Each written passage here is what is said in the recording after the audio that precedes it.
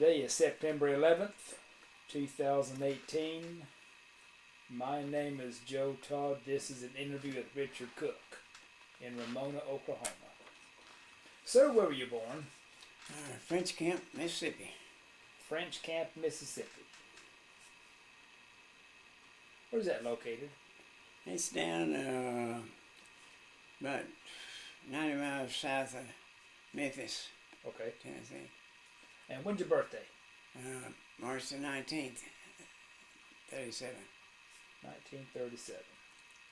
Who was your father? Billy Howell Cook. And your mother? Gladys Lucille Grice. Gladys Lucille Grice, Grice. Grice, Grice. Did you go through school in French Camp?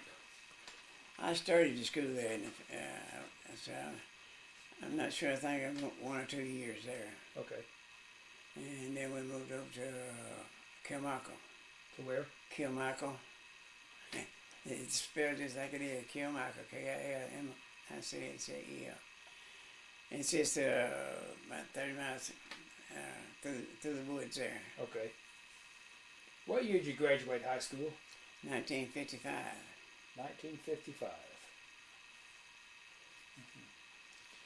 Do you remember during World War II, did you help with the scrap metal drives, the rubber drives?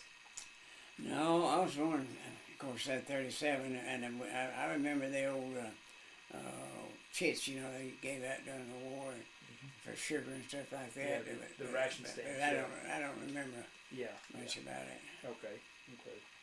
Who was your favorite teacher in school? I don't know.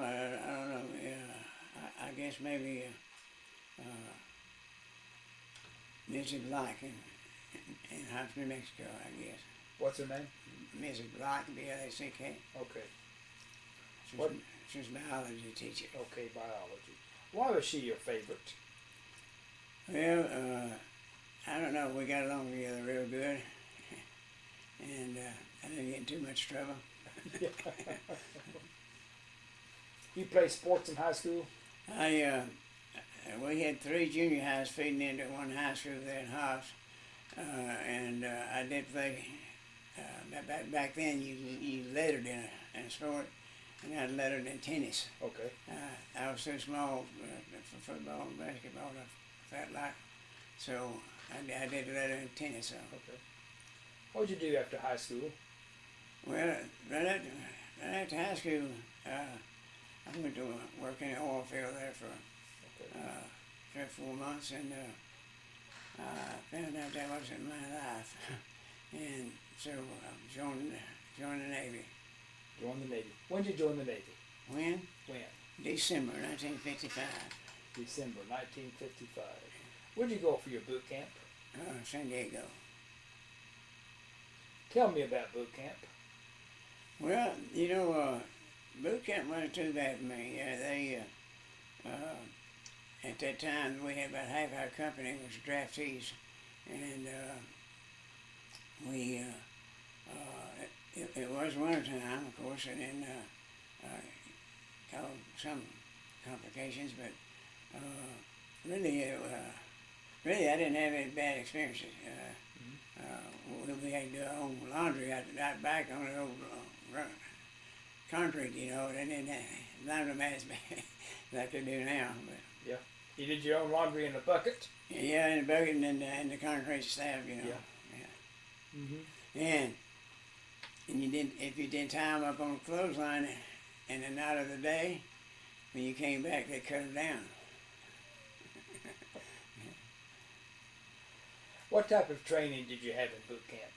Boot camp, I just had the general training, whatever they had there. You know, of course we have, learned to use a rifle and pistol and learned the military code and all that stuff. We kept and learned what life in the military was going to be like. Okay. Boot camp lasted how long? You know, back then I think it was 12 weeks. 12 weeks. You know, they're not near that long now. So after boot camp, where'd you go? I went to Norman, Oklahoma. What'd you do in Norman? They had what they call Airman Preparatory School there, and they give you you done a little work in most all the fields, and then they would kind of take what you was doing and what you adapted to, how good you was or this or that, and then they you and them agreed what field you was gonna go into. And what field did you go into? I went into the aviation machinist mate school. Aviation? Aviation, uh-huh. Okay. And, yeah. What part of aviation did you go into? The mechanics. Mechanics? Yeah, it's airplanes and power plants. Okay. Power plants? Yeah. Okay. What type of airplanes did you have? At that time, we was on the old, we trained on the old gull wing, inverted gull wing. They call them, I forgot what they call them right then, but that's the inverted wing, gull wing they called it, yeah. And we trained, you know, for the all the high tension, low tension, and the electrical part of it, and then the hydraulics part of it. It was quite extensive training there. Does the airplane have a designation, a number or anything? Yeah, I did. That's what I was trying to think of, that old gull wing airplane, but I can't think of what it was. They had, of course, a couple of the old ones, you know, that they had decommissioned and everything. What was the name of the airplane? Huh? Did the airplane have a name? Yeah, it did have a name. Was it a Douglas, or who made the airplane? Do you recall? On that particular airplane, I don't know. Sure don't, Joe. Okay. Yeah. Now, what did you do on the airplane? Okay, I was a mechanic, you know. Of course, worked on all the mechanics of the engine. I had the ignition, firing, just like automotive mechanics, except it's an airplane, you know. And that was my first duty assignment when I left school, as a mechanic. What engines did they have on the airplane? They had 1800s and 3350s. 3350? Yeah. They were made, who made, was it Pratt Whitney or? I think it's Pratt Whitney, yeah. Okay. How long were you at Norman? Was there, I think, only about 3 months. Mm-hmm. Just long enough to go through the basics, checking the field, which field you fit into better. Mm-hmm. So from Norman, where'd you go? For Norman, now that some things got to changing. Went out to Alameda, California. It was a attack aircraft of the old F-3s, I think it was. But I was a new kid on the block, and they was getting ready to go overseas for 6 months duty over in Japan area, and they left me behind. Why? Well, they said they had too many young airmen that didn't know anything. and I happened to be one of them. And but I went down and talked to the commander, to the skipper. You know, I was going to say, hey, I'm ready to go. I'm hot to start, you know, and put me on that ship. But you know, it was a good thing they left me behind. I found out later, after about a month there at Alameda, then they sent me over to Kwajalein, Marshall Islands, and they had 5 amphibian UAs over there. I could call them UAs, and amphibian land sea. They used them for sea air rescue and monitoring the civilian there. Flights back and forth to Japan, and so I got on the air crew there. Started fueling airplanes. Got on the air crew. We had 5 planes, and we kept one plane had to wake out all the time, and we rotated every 5th week. So we'd have to get off the island and have a little fun, you know. How'd you travel to Kwajalein? We traveled over on I think it was a R-6D. I think it was military transports. Okay. So you flew to Kwajalein? Yeah. Okay. Yeah, so I didn't go across the international date line. What type of quarters did you have in Kwajalein? Kwajalein, we had the old, still had the old open bay, you know. We had those stack bunks, double bunks, and down both sides of the walls, you know, maybe 40, up to 40, 50 people in a room, you know. When did you arrive in Kwajalein? I spent the year of 57 over there. I arrived over right at the first of the year, right first of January. And spent the whole year over there. What were your duties on Kwajalein? It was taking care of that one airplane. Okay. Basically. And of course I flew with it. Oh yeah. Now, you say it was a rescue airplane? Yeah. Was it sea air rescue? Or? Sea air rescue. Okay.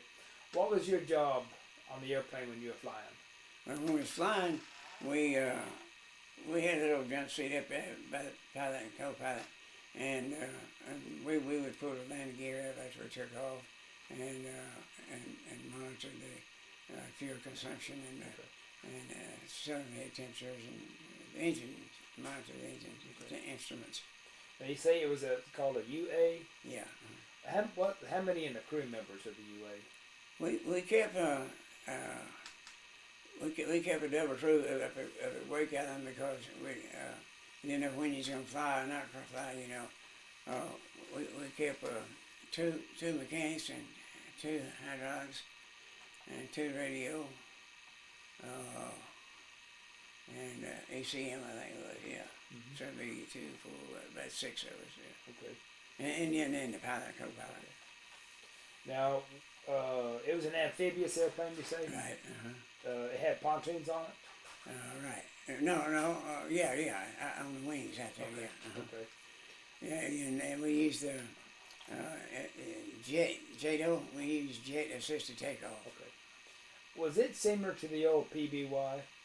It wasn't as big, but it was. It had some similarities. But PBY was a lot bigger than UA. Yeah. Okay. Were there natives on Kwajalein? What? Were there natives on Kwajalein? No, well, maybe a few, but most of the natives, they was in the native islands and they would boat them over to Kwajalein every day to do the duties over there, you know. Okay. Yeah. And and you were on Kwajalein for a year. Yeah. What's your most vivid memory of Kwajalein? Well, one time we'd go into the other island over there and trade bubble gum and soap for seashells, and one time I said, what was that? What you're talking about your most vivid memory? Oh yeah. We was out in the bay over there. Of course, like, you know, all them islands had kind of a lagoon, and we'd headed off to take off. We was going to take off over the island, and like I say, it was jet assisted takeoff on the wing, on the side of the fuselage. And once you turn them on, you don't turn them off.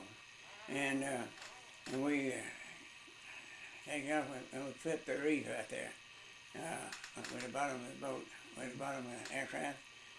But it didn't it didn't damage it up bad enough to cause us an accident, but it did make us slow down to a point where we were taking off, and it just barely made it over the trees. That's about the most vivid. Yeah. Can you let me get some water, Joe? Sure. Because that was kind of emotional time and exciting time, but I guess that was one of the most exciting times. So from Kwajalein, where'd you go? Let's see, Kwajalein. I went to Patrol Squadron Two. Patrol Squadron Two. Yeah,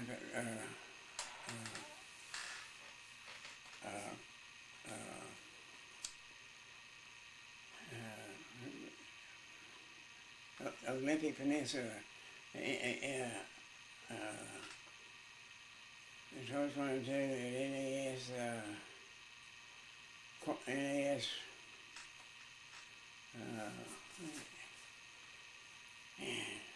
Woodby Island. Woodby Island. It was Naval Air Station Woodby Island. That's up in Washington? Yeah, northwest as you can get. Okay. And what'd you do there? Well, I was in the air crew. And we had about a 12-man crew there. What'd you fly? It was a P2V7s. PT? P2V7. Oh, P2? P27? P2V. P2V7. And it's a patrol plane, and it had two J34 engines on it and two R3350 engines on it. Used the jet engines for emergencies and takeoff and landings. It was a jet. I mean a submarine seeking airplane to seek and destroy submarines was its primary mission. And what's the crew member of that plane? How many? Yeah. About 12. 12. What was your duty on the crew? In fact, that's true right now. Oh, yeah? Yeah. They, I was a second mechanic. I'm sorry? Second mechanic. Second mechanic. Now, what does the second mechanic do? Well, the mechanic takes care of the airplane, of course, when we would pre-flight it, get it ready to fly. When we come back, we clean it up, get it refueled, get it ready for another flight, and then coordinate any other maintenance that needs to be done with the shops. And the shop did the maintenance, but we would coordinate the maintenance and manage it, you know. Okay. And how long you at Woodby Island? 2 years. 2 years. Mm-hmm. During that time, we deployed over to Japan. Okay. You flew to Japan? Yeah, we deployed over there for 6 months. Okay. What'd you do in Japan? With Japan, we was patrolling, that's during the Cold War, and we patrolled off the coast of Russia over there. We'd fly up over Mount Fuji, up to the north end of Japan, and come down the coast of Russia, monitoring shipping surveillance. Did the Russians have planes to come out to meet you? They did, and they knew exactly, every 6 months, they knew exactly when you rotated, because the new crew come out, the Russian Navy would come out and meet them, they'd loop around, and let you know that they knew you was there. Yeah, they monitor us and we monitor them. Yep. Mm-hmm. Have any incidents with the Russians? Anything happen? No, we didn't, but one of the squadrons over there had a little bit of a mission that we did. They lost one plane one time they did come back, and that's all we ever heard about it. Yeah. But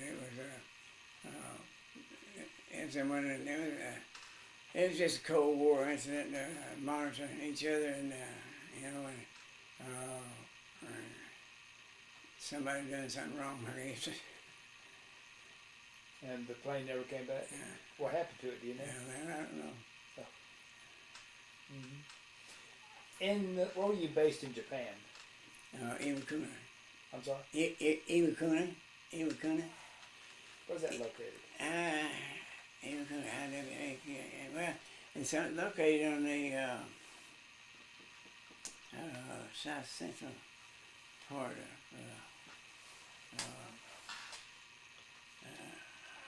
yeah, it's more southern area. Okay, southern part of Japan. Yeah. Is that Honshu? No, what Honshu? I know Hokkaido's a northern island. Yeah, it must be probably Honshu then. Okay, now what's the name of the place? Iwakuni. How you have to spell that? I got it. I got it for a second.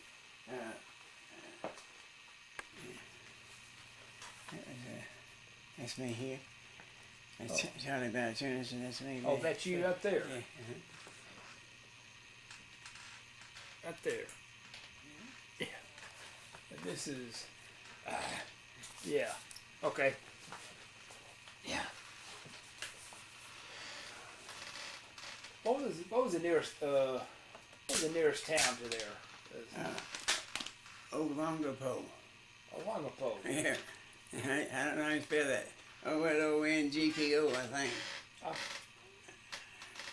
Yeah, okay. What was the reaction of the local people to you in Japan? It's real good. We never had any problem. Now, Olongapo,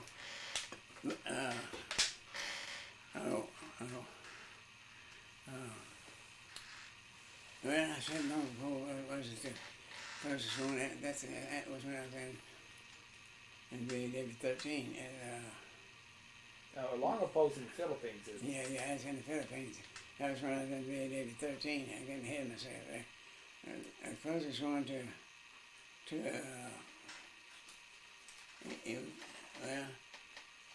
Iwakuni was the name of the town. Okay. Yeah, that was the name of the town. So what was the reaction of the Japanese people to you?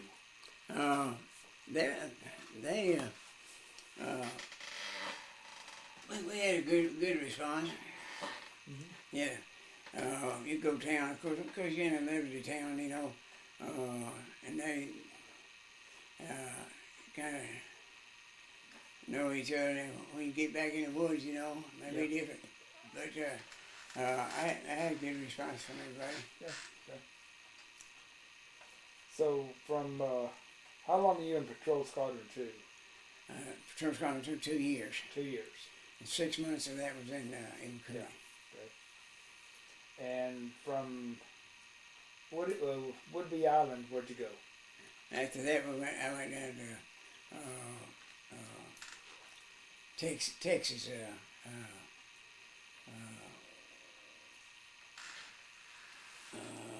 Went to R4 Squadron training mission in Corpus Christi, Texas. Corpus Christi.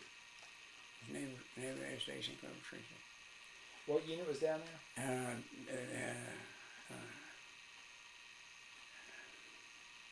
Let's see. VT-29. VT-29. Yeah. Now, what is VT-29? That's a training squadron. Okay. And we train student navigators. Okay, student navigators. Yeah, when the pilots got out of flight training in Pensacola, then they come down there for navigation training. Okay. And what were your duties there at Corpus Christi? Well, I flew with the airplane, of course, and made it. I was a mechanic, and of course, we had engine analyzers on P2Bs and on those R4Ds. Mm-hmm. We monitored the engine, fuel consumption, raise the gear up and down, and we go into places, you know, people that wasn't familiar with that particular airplane, we'd tell them what the problem was and everything. Mm-hmm. They had the tools and mechanics to fix it then, and we'd monitor that repair job, you know. Okay. Now, what's the crew of VT-29? No, that's the crew. But what airplanes were you flying? R4D. R4D. R4D 7 and 8. 7 and 8. Yeah. 7 had and where the 8 had a retractable tail wheel, okay. And the 7 didn't retract. Okay. And how many in the crew of the airplanes?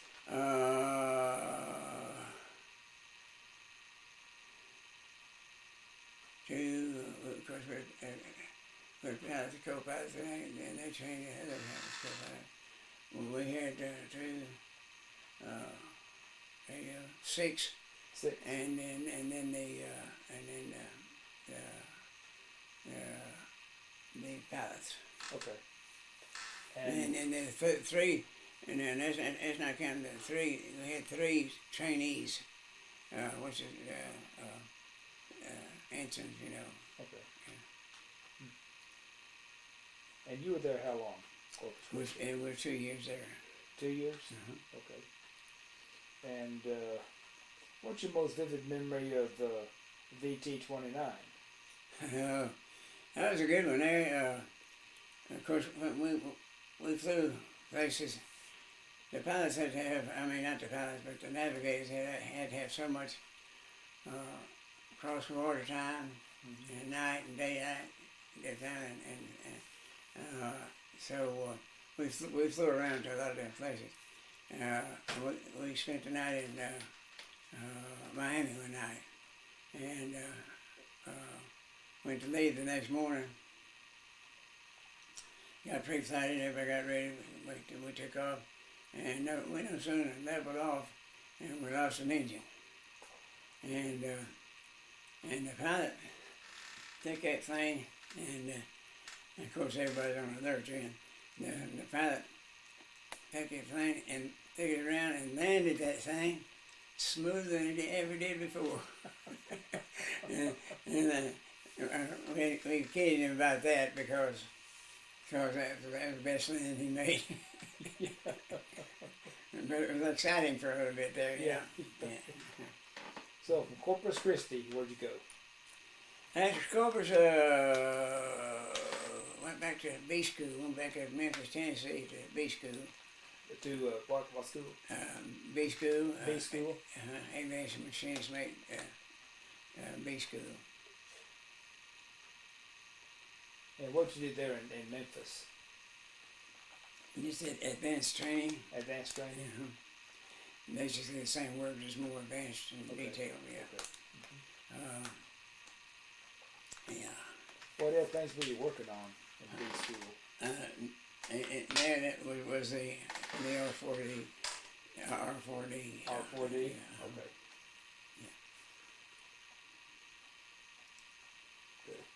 Yeah. Yeah, well, in B school, you see, but I was working on B school. It wasn't the R4D, it was a single engine,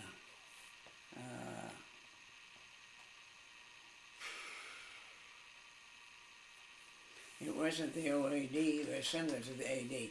It's just called an AD because Is it the OAD? yeah, it's AD. AD. Yeah. What kind of airplane is the AD?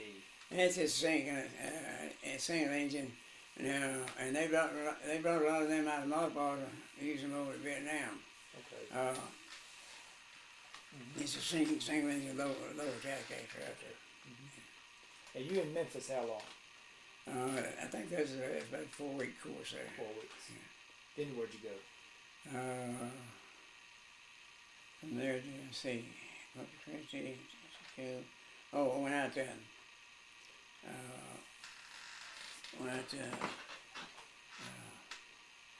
Mountain View, California. Mountain View, California. What'd you do out there? Well, I worked on the R7V. R7V. For a short time, and moved up to VAW13 at Alameda.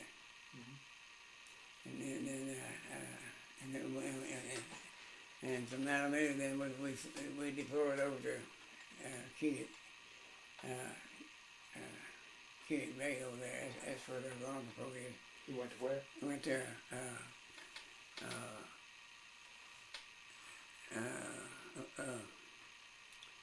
let's see, over in the Philippines there,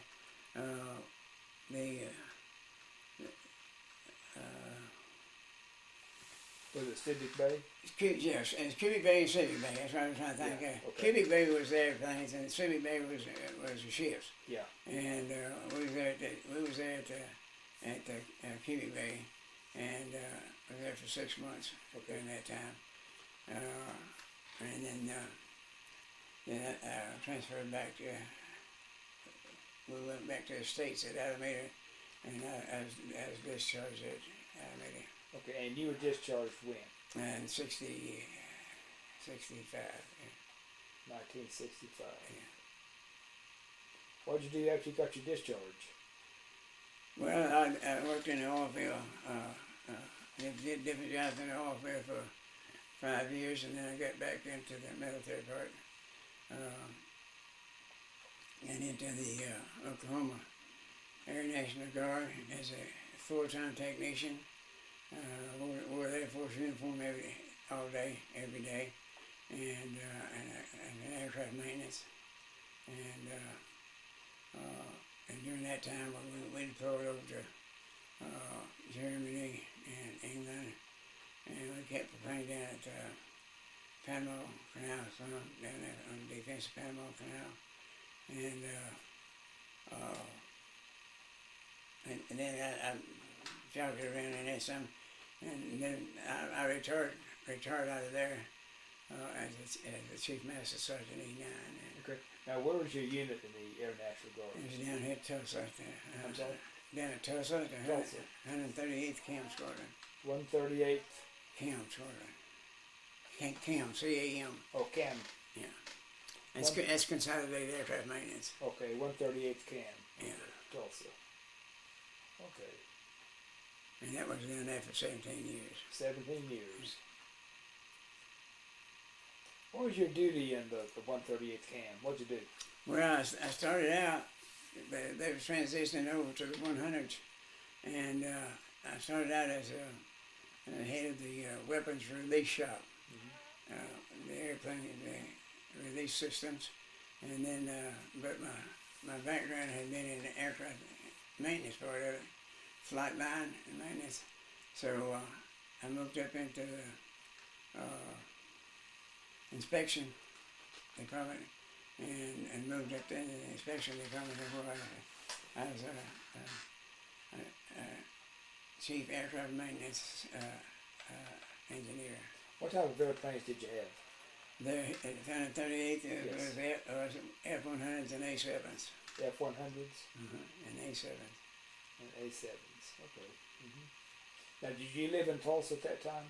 No, I lived right over there. Oh, you lived here in by Ramona? Yeah. Why'd you come to Oklahoma? My wife's heritage was up here, and we didn't, I was in house and didn't like the oil field, and my wife's dad had some land up here, so we bought some land from him and moved up here, and found out about the Air Guard program, and I jumped in it. Now, when did you come to Oklahoma? 72. 72. Okay. What's your most vivid memory of the Air National Guard? Most vivid memory of the Air National Guard.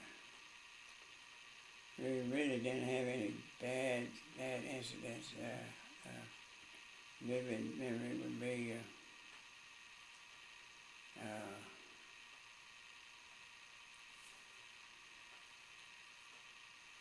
well, I guess one of them would be we took 2 KC-10 tankers and 12 A-7 aircraft and left Tulsa to England and landed over there and turned around with the aircraft loaded with bombs and ammunition ready to go to combat if we needed to in 8.5 hours. We refueled the jets 4 times en route, and refueled was 2 times en route. And so that was a real complex maneuver and everything, and kind of exciting. Now, did you go to Vietnam?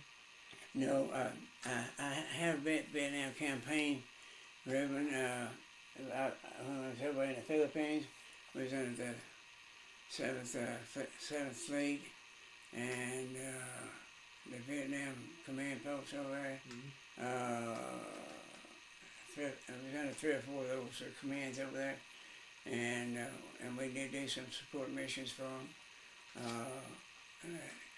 radar jamming and deep observing aircraft for the war. So we got a campaign ribbon and one cluster, I guess, out of it. But I never was in the country. Yeah. Don't deserve where I got it, but Where were you when President Kennedy was assassinated? I was at NAS Moffett Field, Moffett Field? yeah, California. What was your reaction when you heard about this? Well, you know, what do you do? You know, I don't know. I just, of course, everybody's in shock and everything, and you know, what's going to do? I had a wife and kid there, and the military housing, and you don't know what's going to happen. You know, I guess I wasn't real worried, that concerned, because I know we're ready to take care of whatever we need to take care of, you know. But it was kind of a shocker. Yeah.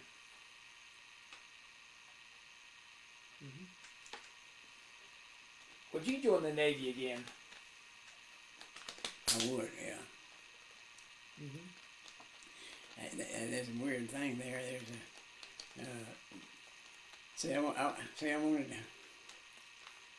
I wanted to be in aviation, and a buddy of mine, Ed Hobbs, he wanted to be in the Navy. We joined up together. Well, I graduated from high school, and I got aviation guaranteed aviation school, and he didn't get nothing. And so it worked out good. He'd write me a month later. He said he hadn't seen daylight in 3 weeks, you know. I'm setting up at Memphis school, you know, on the grass. But anyway, what was it the most experience? When did I join? Yes. Yeah.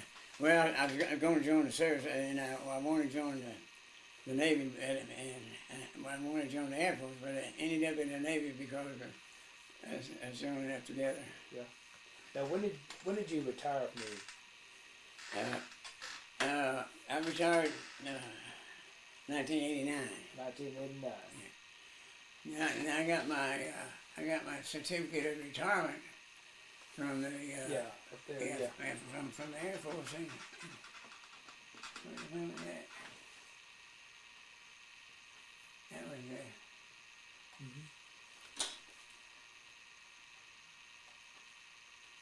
97, I guess.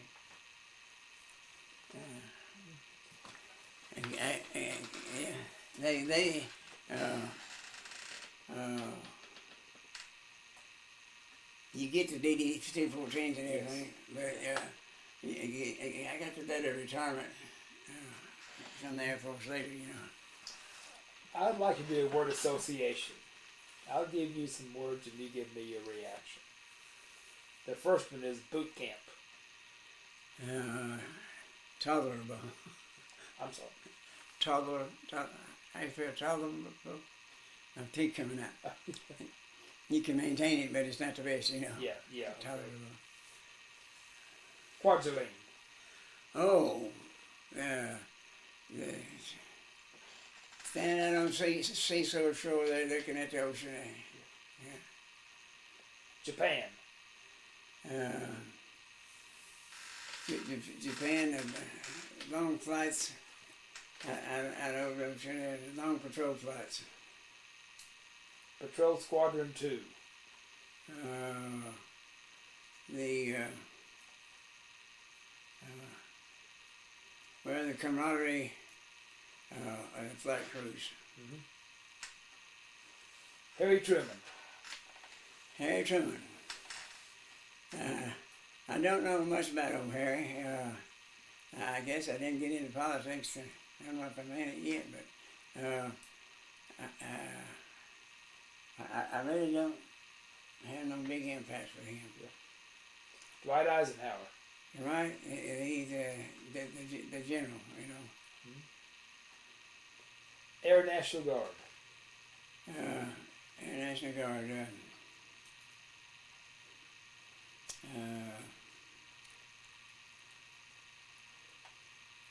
I guess the deployments to Puerto Rico. Deployments to The deployments to Puerto Rico. Puerto Rico. What'd you do in Puerto Rico? We go down there for training together with the guard down there. Okay. How do you want to be remembered?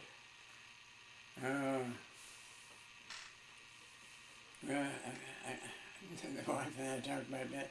I want to be remembered as a man that took care of his family, you know, always provided for them, of course, and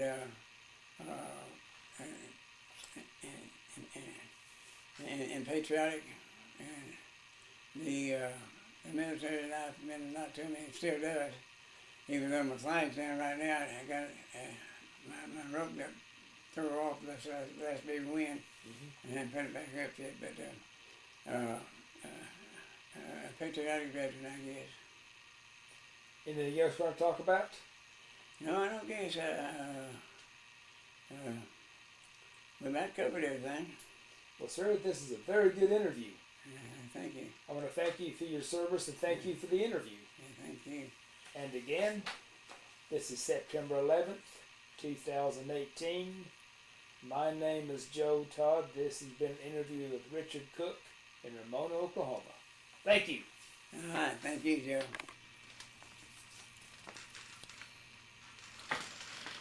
Give me the whole deal. Oh, I got it. And that's you right there. Yeah, the top left. Yeah. Okay.